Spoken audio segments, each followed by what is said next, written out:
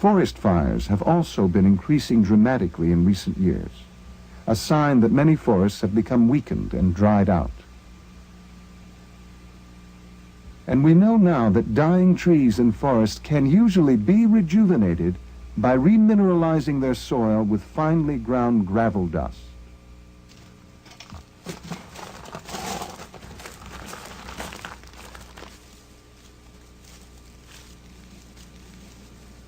Well, maybe you notice here, small trees are coming up in a sort of massive way, while on the other lot of my neighbor, where there was no rock dust applied, almost nothing comes naturally.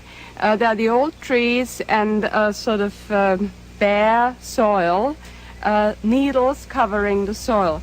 Here, the variety comes back, and this means that new life comes. We just have to be patient and help Mother Nature to do it. When I was a little child, our forests were just blooming with mushrooms. And my father used to take me out when we found lots and lots and lots. And nowadays, the mushrooms have vanished almost totally. So here you have an example that they're coming back, and I'm very glad about that, because it's a sure sign that the whole system is starting again.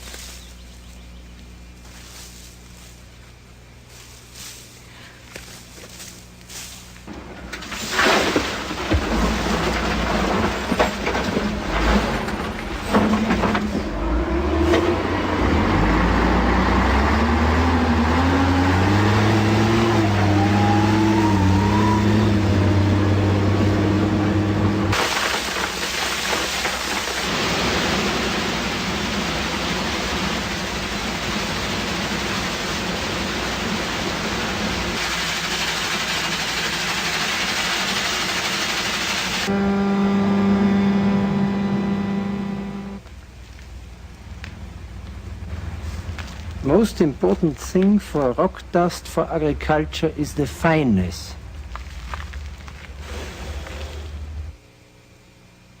The problem in this natural park is that not only the big trees are dying, even the young trees died about 5-6 years after being planted here.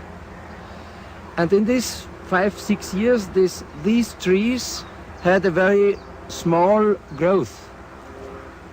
You see, this is the growth of the first 5 years of living of this tree. And 1983, we brought first time the rock dust here.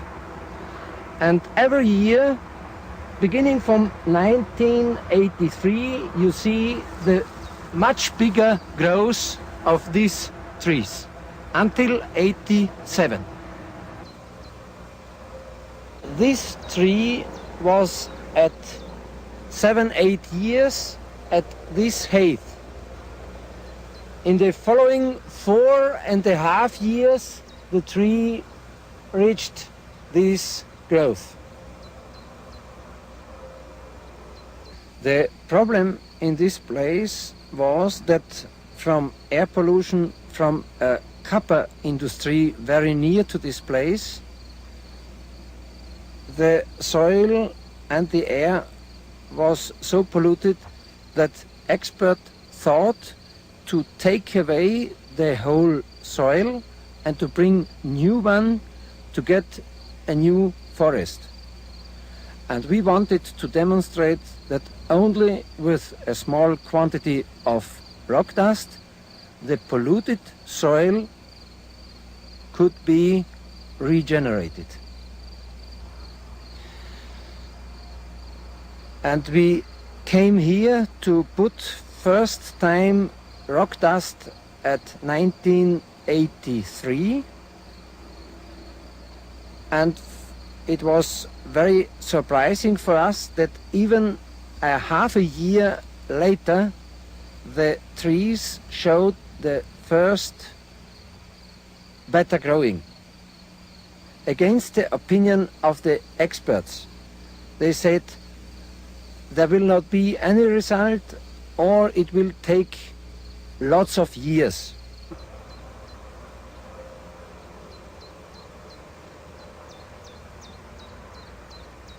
We are a country of about 60,000 square miles, very mountainous and very rich in forests. 44% of the surface of Austria is covered by forests. Now, the fact of these forests dying increasingly fast has really alarmed a number of people in our country. We witness now an increasing soil destruction, poverty of the soil, the dying of the microbes and other microscopic necessary animals. We have learned from scientists that the dust of rocks and gravel has a very good effect in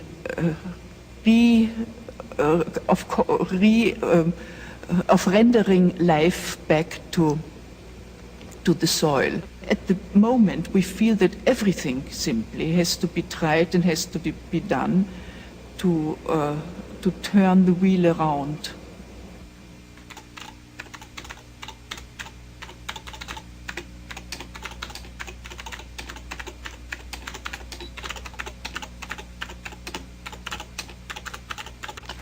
Da sieht man das sehr schön, dass die Nadeln des Zweiges mit Gestein. The needles of the tree, which was fertilized with rock dust, are very strong, thick, and dark green, whereas on the other tree the needles are much more loosely distributed and thinner, and are not as intensively green in color. So intensiv grün gefärbt wie in diesem Fall.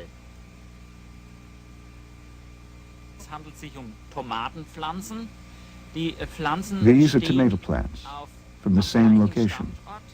One part of the plot is fertilized with ample quantities of rock dust. The other is not. Everything else in their treatment is exactly the same. Maße Gesteinsmehl und die andere kein Gesteinsmehl. Alles andere ist völlig gleich. Ein anderes Beispiel in einer Apfelkultur. Here is another example with apple trees. This is a very sensitive type of apple known as the Cox orange, and these soils have never seen a chemical. These trees have been fertilized exclusively with rock dust. It is almost incredible that one can achieve such a result without chemical fertilizers. There are more apples in the tree than leaves. In the close-up photograph, one can see that these apples have no defects. They are without blemishes and in such an abundant supply. Man sieht hier die völlig makellosen, fehlerfreien Äpfel bei diesem reichen Behang. Das ganz wichtig ist, dass durch die Gesteinsmehlanwendung diese extremen Klimasituationen abgepuffert werden, ausgeglichen werden. Die Pflanze ist widerstandsfähiger gegen Trockenheit und Kälte. He said the one thing that's absolutely clear and extraordinary is that when you put rock dust, that whatever climate extremes there are, the plants are very strong. They're not affected by climate the way plants normally are.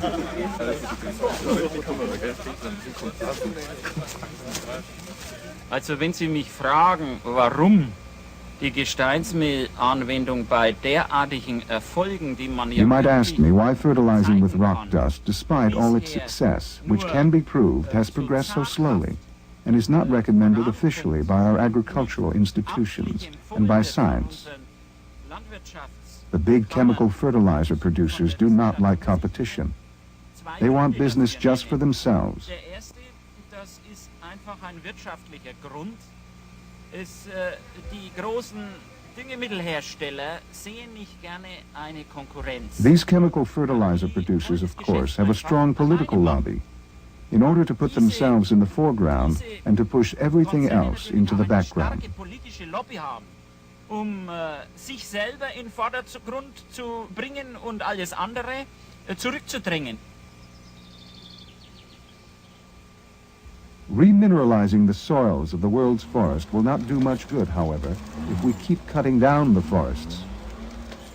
If we want to survive, we have to stop clear-cutting and burning the world's forests immediately, and especially the fast-growing tropical rainforests.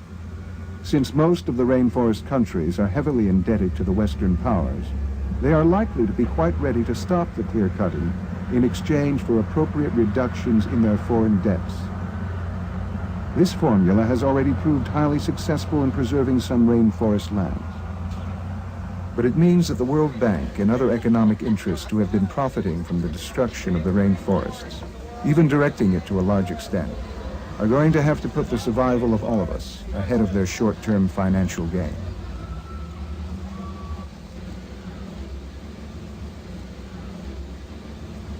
And because cattle raised on former rainforest lands usually end up as fast food hamburgers, there is now a worldwide boycott of all fast food outlets until our climate can be stabilized.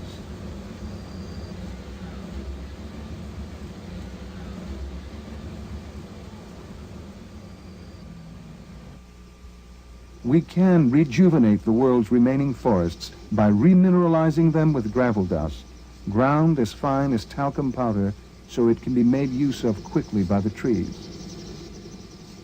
Mineral-rich gravel dust will also buffer the soil against some of the effects of acid rain, similar to the process whereby highly acid lakes are being somewhat neutralized by spraying them with finely ground limestone. Grinding and spreading mixed gravel dust over most of the world's forest could be done within a year or two if we made an all-out effort. To be accomplished quickly, it must be done on every scale, from millions, if not billions of us as individuals, to communities and localities of every size, to the most massive efforts by countries and the United Nations. The trees of the world are our best friends now, and only they can save us.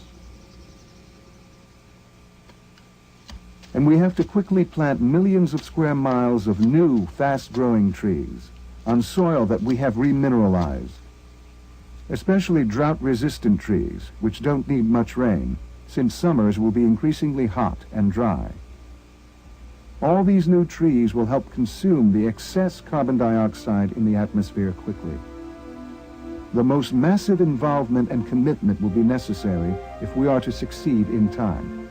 It is an enormous job, but it seems well within the capabilities of the remarkable species we have become.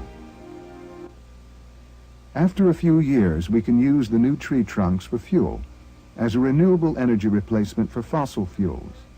By planting and consuming trees, we'll simply be recycling the carbon into and out of the atmosphere each year, so the level of carbon dioxide will not increase. Wood can produce methanol, a clean, non-polluting alcohol fuel that has even more horsepower than gasoline and diesel oil.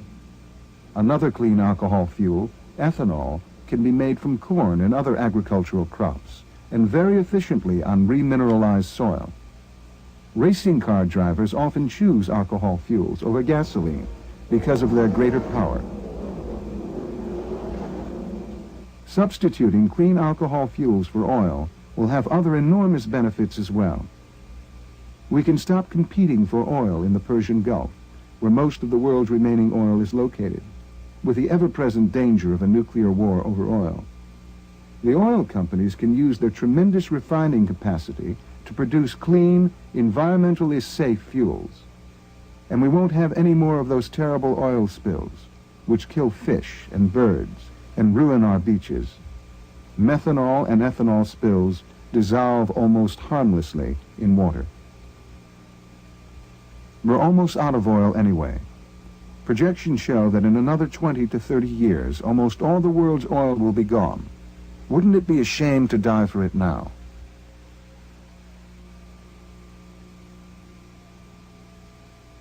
Wood can also be used to produce methane gas, a renewable replacement for natural gas, coal, and heating oil. We have to stop burning the dirtiest fuels, like coal and oil, which produce great quantities of carbon dioxide, as quickly as possible. Large double-glazed windows can provide most of the heat for a house throughout the year, free. Window blankets keep the heat in at night.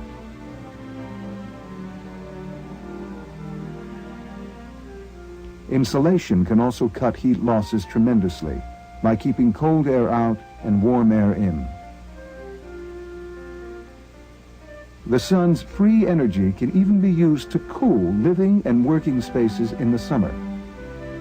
Solar chimneys pull cool air from under the building and circulate it through the rooms. Other non-polluting energy sources, such as solar hot water and space heating panels, and solar photovoltaic cells and windmills to generate electricity, can certainly provide the basis for a non-polluting energy future. Whether they can be widely used during this crucial transition period, though, depends on how efficiently they can be made, how much fossil fuel will be needed to manufacture them, compared to how much energy they will put out during their first year. It might be a big mistake to risk putting any unnecessary greenhouse gases into the atmosphere during the next 2 or 3 years, for fear of reaching that point of no return even sooner. We can also use all the dead trees in our forests now to provide some of the minimal necessities of heat and fuel during the next 3 to 4 years, until the greenhouse gases can be brought down and our newly planted trees begin to come in for a sustainable future. We won't be able to cut down any living trees for methanol for a few years. We could convert our cars almost immediately to run on natural gas or a liquid derivative of it until the new trees come in. Natural gas gives off much less carbon dioxide and other pollutants than gasoline. The conversion is very simple and inexpensive, and natural gas costs less than half the price of oil. But natural gas is still a long-buried fossil fuel, so we had better minimize even our natural gas burning during the next few years. In other words, if we really want to survive, perhaps it's time for us to take a 2 or 3 year vacation from our energy-guzzling round of life, until we see which way the wind is blowing. The work of remineralizing the soil, planting trees, and providing for the necessities of life can be shared by all of us, which will leave us all a lot of free time to take a good look at the world and maybe find out a little more about who we are and what we're doing here anyway. This most urgent of crises might turn out to be the best thing we could have hoped for.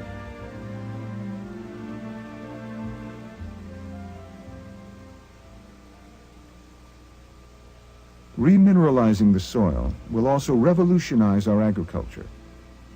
After 10,000 years of erosion and leaching since the last ice age, agricultural soils have also become severely demineralized. Crop yields are greatly reduced from what they could be. John Hamaker estimates that we can grow several times as much food on remineralized soil than we can grow now. And all of it much better, more nourishing than the food we now grow with chemicals. The high cost of chemicals is bankrupting many farmers now and helping to destroy the family farm. Crops grown on remineralized soil don't need any pesticides or other toxic chemicals because healthy crop plants, like healthy trees, are highly resistant to insects and disease. Don Weaver grew enormous heads of organic lettuce like this one in his backyard garden on soil he remineralized himself. Dan Hemingway did a little controlled study in his garden, remineralizing only one part of it. Later, he pulled up 10 carrots from each plot and laid them side by side in a flat. The remineralized carrots are several times as big. Perry Spiller, president of the Soil Association of New Zealand, suggested to his daughter Jean Marie that she do something on remineralization for her high school science project. The plants fertilized only with rock dust were 4 to 5 times bigger than the control plants. Larry Ephron added some gravel dust to 2 out of 3 flats of collard green seedlings and got these visible results after only a few weeks. The Australian Mineral Fertilizer Company has been producing finely ground rock dusts for use in agriculture for many years now. The minerals have made a big difference to the health of the stock. And when we're bringing the sheep in, we'd have sheep that would fall over. We'd have to bring the ute behind and pick up stragglers. But this year it's totally different. We've had this paddock developed for about 25 years, and this is the first year that we've had good lambs. Alan, walking around the paddock, I noticed these little piles of sand with around the manure. Would I be right in thinking that that's dung beetle activity? Yeah, it's definitely dung beetle activity. They've been working on that, and they've recycled that dung into soil in a matter of hours, I would think. And this is something we've noticed since we put the minerals on the soil. Is that an average fleece over the years, or is this a better fleece? No, that's not a run of the better fleeces at all. That's just an ordinary fleece that I had lying in the shed there that I just thought I'd bring it out and show you boys today. Is it better than last year, do you think? Oh, by a lot, far better. Yeah, in weight? In weight and for brightness, and the crimp is a lot clearer and all of it. This is a crop of triticale we're standing in here. This side has been grown on minerals, and that side has been grown on double super. It seems to me that this side is much better, bearing in mind we're in a fairly wet area. What would you say about that? Well, it certainly is a lot better when you consider the other side is not going to virtually get any return, where this side I'll certainly get a return, be it smaller. Think you might be a long-term user of minerals? Certainly will be. I haven't been in favour of superphosphate since 1967. I haven't priced superphosphate for 4 or 5 years. I haven't used it for 4 or 5 years now, so I haven't been pricing it. But I understand super would cost round about $250 to $300 a tonne, as against mineral fertilisers about $86 a tonne. So cost-wise, I can do it for a third of the price. Yeah. There's a lot more activity in the soil now. We've got crows and cockatoos operating here all the time, and so we're feeding the whole environment, not just the sheep. Yeah. The stock are eating the weeds now, whereas dock and capeweed used to run riot here. Now the stock are eating the weeds and finding them more palatable, so I think given time we'll get rid of all the weeds. The neighbour over here is spending a lot of money at the vets, having his dead stock analysed to see what was wrong with them. Does he ever make a comment when he sees your stock here, which are looking clean and fat and healthy? He has commented on how healthy our weaners look here, and he wonders why. Yeah, I tell him why, but it doesn't seem to go any further than that. It takes some people a long time for the penny to drop. This is the Zimmerli plant in Zurich, Switzerland, which is one of a dozen or more companies in Europe which have been selling rock dust fertilizers to farmers for a long time. Although there seems to be considerable evidence that supports the explanation of the Ice Age cycles presented here, this explanation has not yet been proven conclusively. But conclusive proof of this kind of theory might be a long way off. Can we afford to wait? At some point, perhaps very soon, the processes described here may become irreversible, and then nothing we could do would make any difference.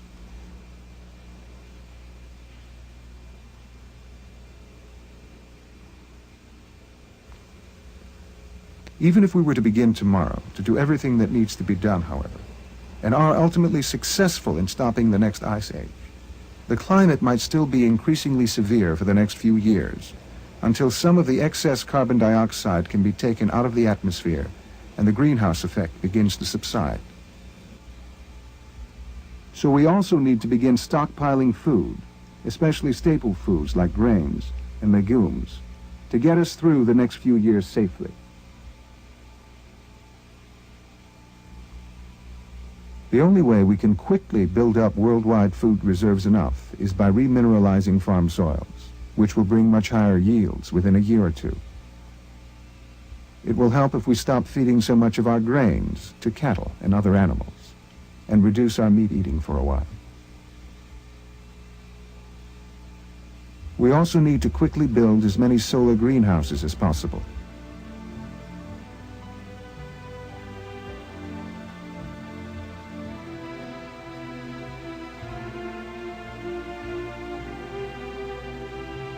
And use protective plastic coverings wherever they are needed to give our food crops additional protection against summer freezes, high winds, and hail.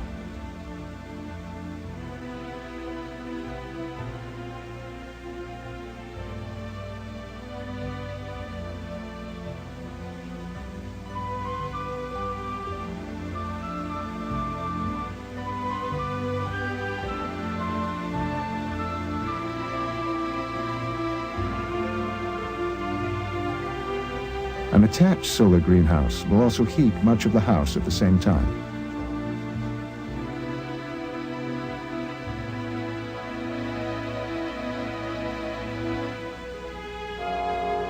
But if we do not turn things around in time, we are not likely to have enough greenhouses or enough irrigation water for most of us to survive. And if there is less and less food to go round, we may start killing each other over it. So it seems like we better recognize very quickly what may well be happening and start as soon as possible to do everything we can to bring the greenhouse gases down to safe levels.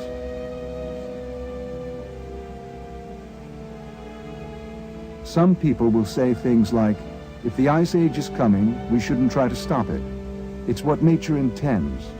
It's God's will. But maybe this ultimate crisis is a message from nature, or God, or the universe, or whatever you call the unknown that's bigger than we are, that it's time for us supposedly intelligent creatures to stop destroying this beautiful place we live. And if we get the message and act on it in time, we will perhaps have evolved to a higher level of consciousness. And maybe we'll be ready finally to coexist respectfully with our neighbors, the countless other plant and animal beings we share this planet with.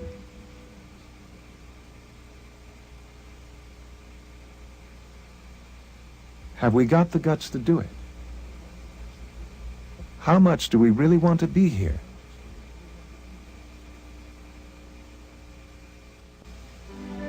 You can find out much more about this global emergency and what we can do about it in the book, The End, The Imminent Ice Age and How We Can Stop It, published by Celestial Arts.